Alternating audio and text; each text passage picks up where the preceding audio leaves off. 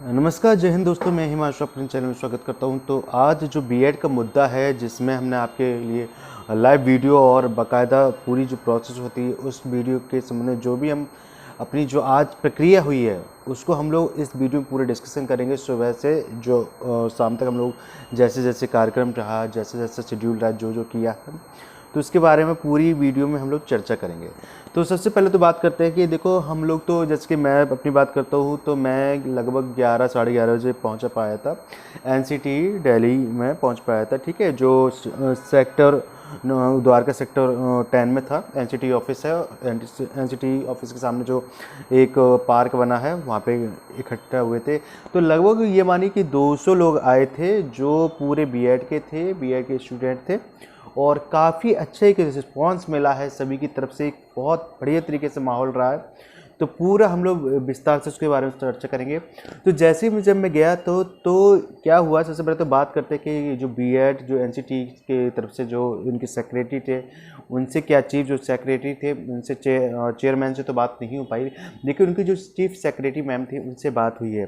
तो लगातार मैं बताऊं, सत्यम पाठक जी गए थे, अनुज जी गए थे, और एक दो मैम गई थी जो हमारी बहनें हैं वो गई थी, और एक दो लोग और भी लोग गए थे। तो वो एनसीटी के ऑफिस में बाकायदा गए थे, बुलाया गया था उनको, और ज्ञापन देने गए थे। तो ज्ञापन लगभग जब पूरा हम लोगों ने नोटिस किया कि लगभग वो लोग 1 घंटे तक वहाँ पर बैठे हैं आराम से। पूरी उन्होंने वार्तालाप की है और पूरे हर एक मुद्दे पर उन्होंने पूरे अपने प्रश्न रखे हैं, बाकायदा पूरी हर एक जानकारी रखी है और हर एक चीज़ का जवाब तलब किया है। तो जैसे ही गए थे उन्होंने अंदर आराम से, पहले तो उनको घबराहट हुई, समझ में नहीं आया कि क्या कैसे, क्योंकि एकदम मतलब उनको ऐसे ट्रीट किया गया स्टार्टिंग में तो कि मतलब जैसे कि वो एक क्रिमिनल है, और या मतलब कोई ऐसे कोई ज़्यादा खास रिस्पॉन्स नहीं किया। लेकिन फिर भी हाँ, जो एनसीटी के ऑफिस में जो मैम थी, जो चीफ सेक्रेटरी थी, उन्होंने बुलाया उनको बाकायदा और बिठाला, बाकायदा अच्छे से बात की। ऐसा नहीं जो आप लोग डर रहे थे कि नहीं ये नहीं, ऐसा कुछ नहीं, बहुत आराम से बात की, सब कुछ सारे मसले सुने हैं, सारी बातों की चर्चा करके हर चीज़ का एक मुद्दे पर हर एक पॉइंट पर जवाब दिया है और बहुत अच्छे से बात की है।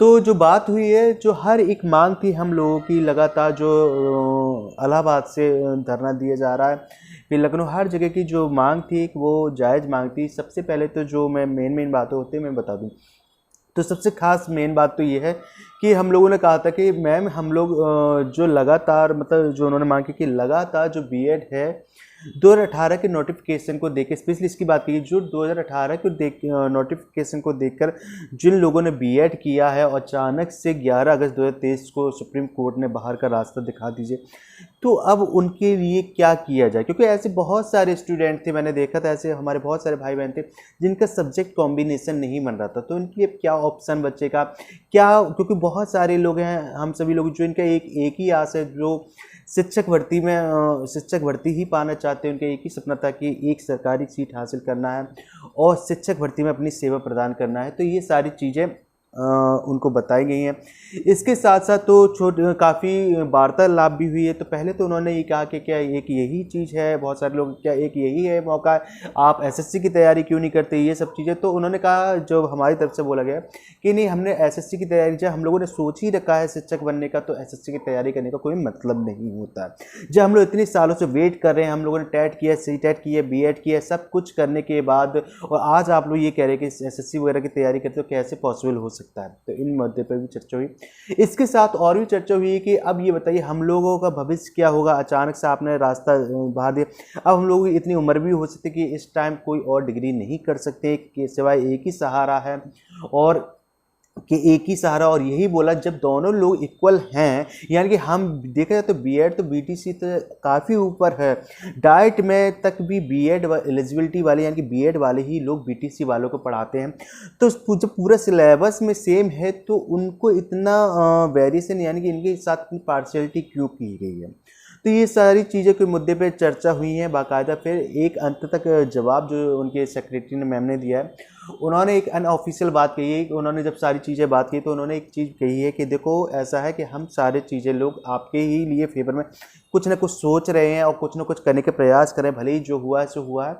उसके बाद उन्होंने एक बात कही है, मैंने तो काफ़ी कि उन्होंने एक बात कही है, देखो ऐसा करते हैं कि क्यों ना आप लोग सुप्रीम कोर्ट में दोबारा एक रिट डालिए बीएड की तरफ से, और जिसमें मांग कीजिए कि जो भी ये अब गजट जो अभी सुप्रीम कोर्ट का आदेश आया है ये 11 अगस्त 2023 से लागू किया जाए। लेकिन इसके पहले ही वाले हैं जिन्होंने एनसीटी की गाइडलाइन देखकर बीएड किया था, या फिर इससे पहले जो 2013 से लगातार बीएड जो शामिल होता आया और बीएड किए हैं उनको बाकायदा शामिल किया जाए। तो इसके लिए सुप्रीम कोर्ट में एक याचिका डाली जाए और जितना हो सकेगा कि हम अपनी पहल करेंगे। और उन्होंने एक आश्वासन भी दिया कि हम लोग आप लोगों के लिए कुछ ना कुछ सोच कर करेंगे।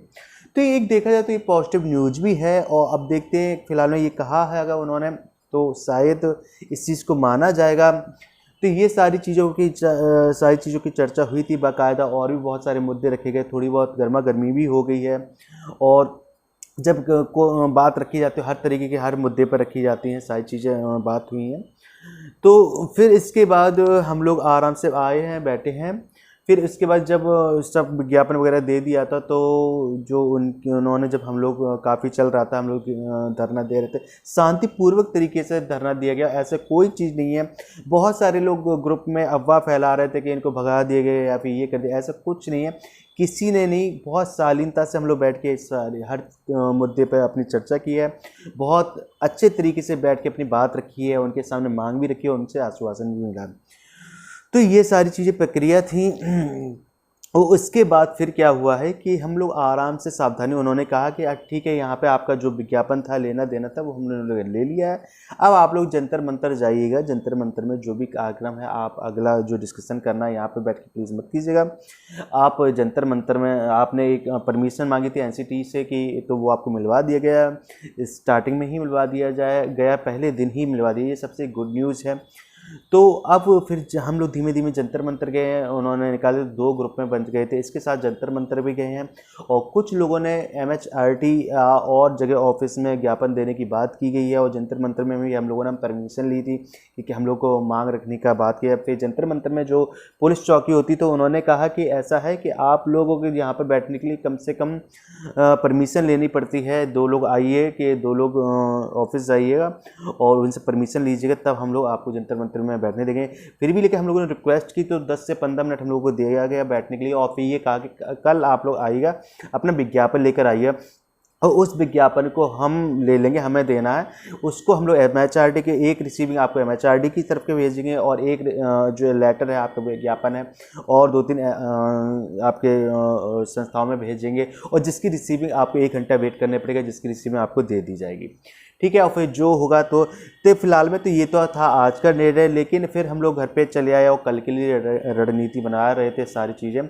और इस बीच में एक सबसे दुखद खबर है कि एक जो हमारे साथी भाई हैं वो उनका अनफॉर्चुनेटली दुर्भाग्यवश कह सकते हैं कि वो जब रास्ता क्रॉस कर रहे थे, बाहर आ रहे थे, तो उनकी चोटें भी आई। तो ये देखिए कितना वो संघर्ष बीएड वाले कर रहे हैं।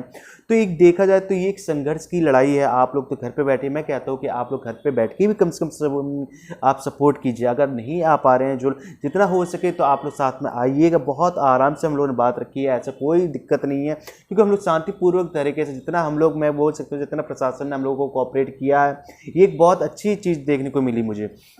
और दूसरी बात यह है कि कल के लिए क्या प्रक्रिया है। तो कल आज सारी चीज़ें डिस्कशन के, सभी भाई बहुत थके हारे थे, तो बहुत से लोगों ने 2-3 दिन से सोया नहीं है, यहाँ तक सुबह तक से खाना नहीं खाया। तो उनके मैं जब फेस देख रहा था तो काफ़ी उतरे हुए थे बेचारे, ऐसे लग रहे थे, लेकिन फिर भी लगे थे जी जान से।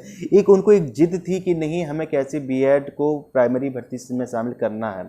और बहुत सारे अन्य मुद्दों भी चर्चा हुई, काफ़ी प्रशासन ने हम लोगों की हेल्प भी की, काफ़ी सहायता की है। तो एक अच्छा ही रिस्पांस मिला है। तो ये सारी चीज़ें मैं आप लोगों को बताना चाहता हूँ। तो फिलहाल में मैं ये कहना चाहूँगा कि जो भी लोग हैं कम से कम आइएगा, जो दिल्ली के आसपास लोग हैं वो आइएगा।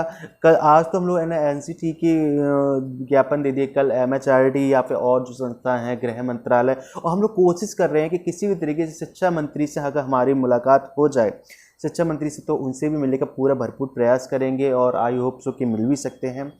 तो जितना हो सके हम लोग ज्ञापन जितने लोगों को ज़्यादा से ज़्यादा देने का दे सकते हैं उतना पूरा प्रयास कर रहे हैं। तो बस यही एक आप लोगों की सपोर्ट की ज़रूरत है। अगर आप लोग आइएगा तो बहुत अच्छी बात है, जो लोग नहीं आ रहे वो घर पे बैठ के प्लीज़ सपोर्ट किया करिए ताकि हम लोगों को थोड़ा अच्छा लगे। और जितनी ज़्यादा से ज़्यादा संख्या होगी, आज फिर भी ये देखिए एक मतलब एक छोटा सा एक धरना था, लेकिन फिर भी 150 से 200 लोग थे। महिलाएं वो भी आई थी जो बेचारी शादीशुदा हैं, लेकिन अपने बच्चों को घर पे छोड़ के आई थी, वो लोग भी आए थे। आज मैंने देखा था जो भाइयों के बहुत सारे लोग थे जो बोलने में कपकपा रहे थे, बेचारे आंसू आ गए थे।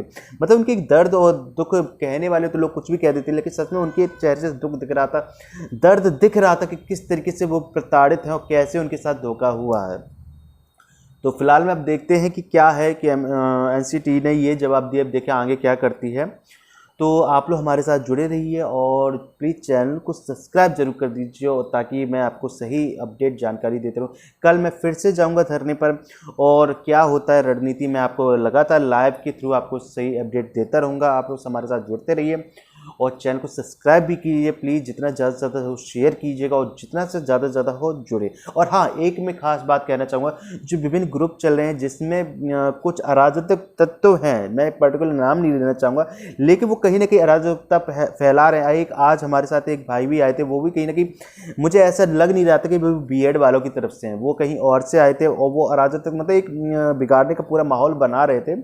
तो उनको थोड़ा साइड में किया गया, क्योंकि साफ साफ कह रखा है कि कुछ लोग हैं इस धरने को या आंदोलन को बिगाड़ने की लगातार कोशिश में लगे हैं। तो ऐसे लोगों से प्लीज़ सावधान रहिए, अपने ग्रुप में जाके देखिए कि कोई ऐसा अराजक तत्व नहीं है जो आपकी यूनिटी को बलगराना चाहता है या फिर आपको उकसाना चाहता है। तो शांतिपूर्वक और सही से शालीनता से काम करना है, क्योंकि ये लड़ाई आपकी हमारी नहीं है, ये उन तमाम बीएड धारकों की है, 1.5 करोड़ बीएड धारकों की है जो पूरे देश में प्रभावित हुए हैं। लगातार 5 साल से हम लोग यूपी में शिक्षक भर्ती का वेट कर रहे हैं, लेकिन आश्वासन से आश्वासन ही मिल रहा है, अभी तक कुछ ऐसे नहीं। और फिर जब रोटी देने का टाइम आया तो अब उनके सामने से प्लेट ही खींच ली गई है। तो इन सब बातों को ध्यान में रखेंगे और जितना हो संघर्ष कीजिए, क्योंकि बिना संघर्ष किए जीत हासिल नहीं होती है। तो इसलिए मैं कहना चाहूँगा कि सब लोग आगे आइए, जितना हो सके आप लोग सपोर्ट कीजिए और चैनल को सब्सक्राइब करके जितना हो मुझे सपोर्ट कीजिए ताकि मैं आप लोगों को सही ऑथेंटिक जानकारी लाऊँ। तो मैं आपके लिए देखो ये कोई हमारी अकेली लड़ाई नहीं, हमारी सबकी लड़ाई है। तो सब लोग आगे आइए और जितना हो सके खुल के भागीदारी लीजिए। ठीक है, नमस्कार।